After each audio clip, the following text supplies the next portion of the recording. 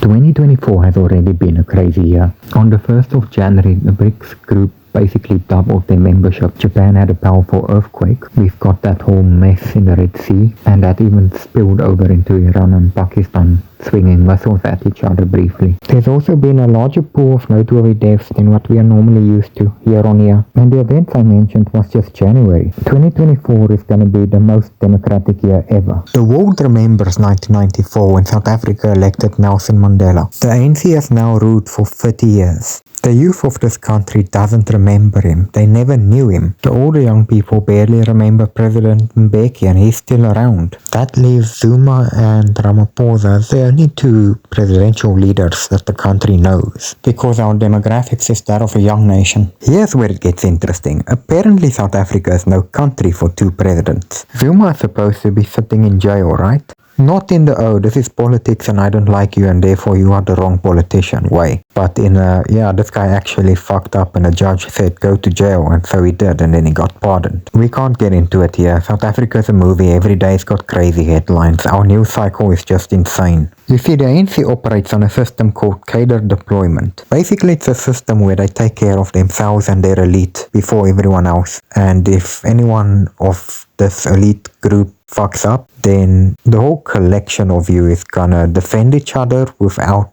giving it any kind of second thought. And now Zuma is not only out of jail, but he's allowed to contest an election, this election. And because his ego has been bruised, he's not an ANC team player, he's doing his own thing. This is why South Africa, the movie, and Hollywood has a lot to learn. Zuma isn't the only known criminal contesting this election, and the reason why even the ones that have seen the inside of a jail is allowed to get away with this is because they don't serve time longer than 12 months, which is the cutoff legally for the people who regulate the elections to say, hold on, this looks fishy, this person is not the best candidate to oversee the national direction of the country, regulate treasury and all those high-level political things all of us take for granted. The big thing about this election and why it's a world event is because the ANC has been polling below 50% for the first time consistently. I don't actually remember polling below 50% in any of the previous elections. That's what makes this election so very different.